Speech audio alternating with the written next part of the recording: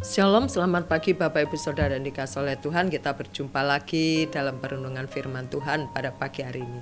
Sebelumnya mari saya ajak untuk kita berdoa bersama-sama Bapak Ibu. Mari. Bapa di dalam surga, terima kasih syukur kami naikkan kepadamu pada pagi hari ini. Kami boleh berkumpul bersama-sama untuk belajar kebenaran-Mu Tuhan. Terima kasih Bapa, terima kasih biarlah Tuhan firman-Mu menjamah kehidupan kami, firman-Mu mengubah kehidupan kami Tuhan, untuk kami semakin indah di hadapan Tuhan. Terima kasih di dalam nama Tuhan Yesus, haleluya, amin. Puji Tuhan, Bapak Ibu Saudara yang dikasihi oleh Tuhan, pada pagi hari ini bacaan kita terambil di dalam kitab Filipi.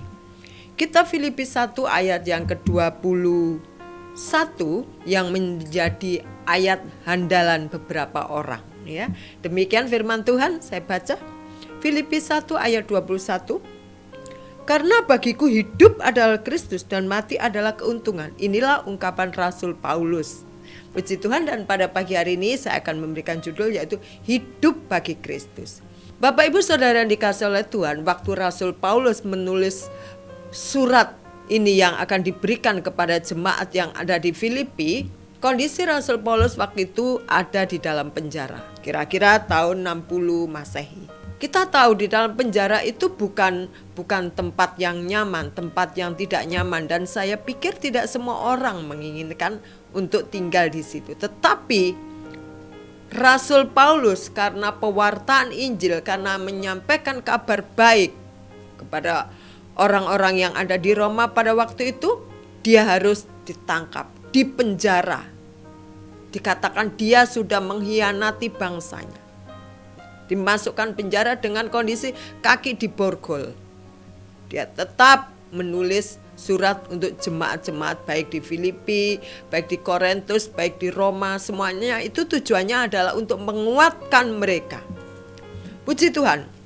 Bapak Ibu Saudara yang dikasihi oleh Tuhan, dikatakan oleh Rasul Paulus, karena bagiku hidup adalah Kristus dan mati adalah keuntungan. Kita tahu bagaimana perjalanan Rasul Paulus waktu berjumpa dengan Yesus, itulah yang mengubah semua paradigma Saulus pada waktu itu tentang siapa Yesus Kristus yang dianiayai. Perjumpaannya telah mengubah kehidupannya totalitas 180 derajat. Ya.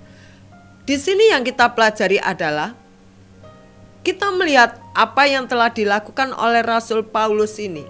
Baik dalam suka, baik dalam duka, dia tetap mewartakan Injil dengan mengabarkan bahwa Yesus Kristus adalah Sang Juru Selamat sejati.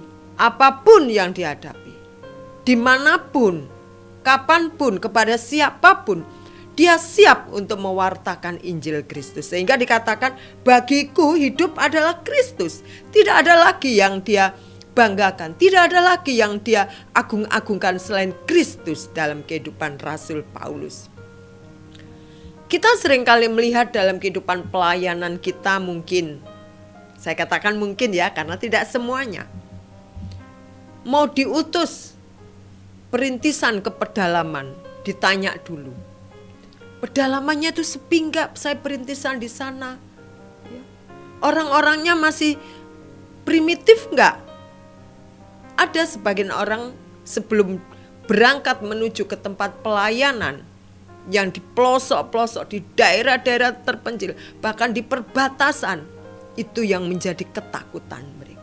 Tetapi kita bersyukur kepada Tuhan, ada banyak pemuda dan pemudi yang memberikan dirinya untuk melayani Tuhan, untuk mencari jiwa di dalam perbatasan-perbatasan daerah. Ada beberapa alumni SAA sampai saat ini ada di perbatasan Malaysia.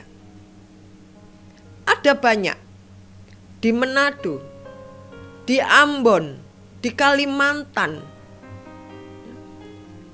Kita bangga memiliki anak didik yang mau memberikan hidupnya masuk dalam ladang Tuhan di daerah-daerah terpencil. Dan kita yang ada di kota, kita juga belajar untuk melayani Tuhan dimanapun.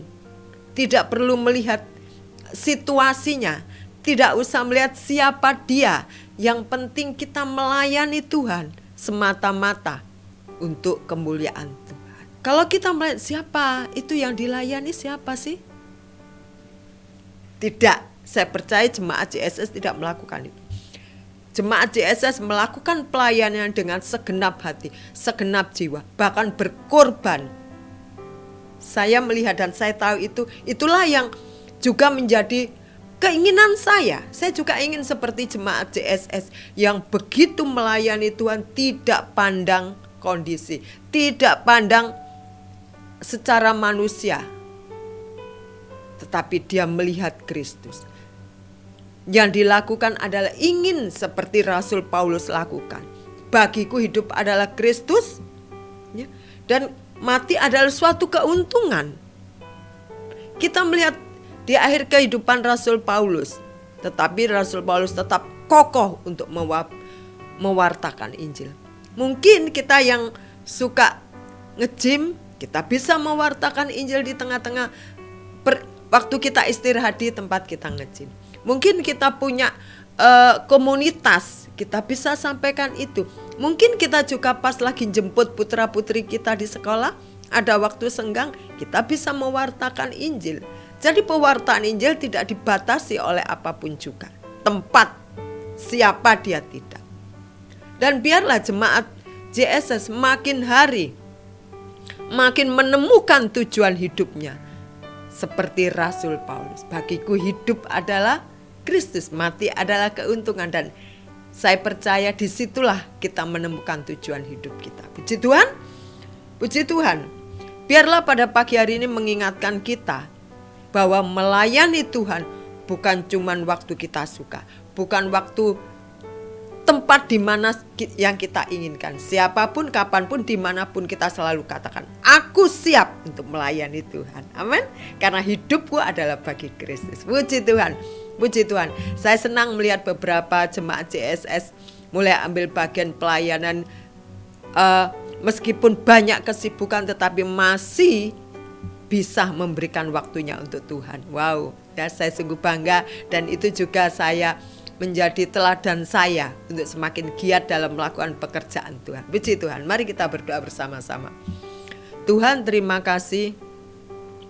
Terima kasih bukan suatu kebetulan kalau Engkau panggil kami untuk melayani Engkau yang begitu dahsyat Tuhan dalam kehidupan kami. Allah yang hidup, Allah yang begitu mengasihi kami Tuhan. Dan biarlah pelayanan kami hanya untuk Engkau saja Tuhan. Kami rindu seperti Rasul Paulus berkomitmen. Kalaupun kami hidup untuk Kristus, tapi kematian adalah keuntungan bagi kami. Terima kasih Tuhan, terima kasih. Biarlah firman Tuhan terus tertanam dalam kehidupan kami, supaya hidup kami berpadanan dengan Injil Tuhan. Terima kasih, di dalam nama Tuhan Yesus, haleluya, amin. Selamat pagi, selamat beraktivitas. Saya percaya jemaat JSS adalah jemaat yang militan. Amin, haleluya.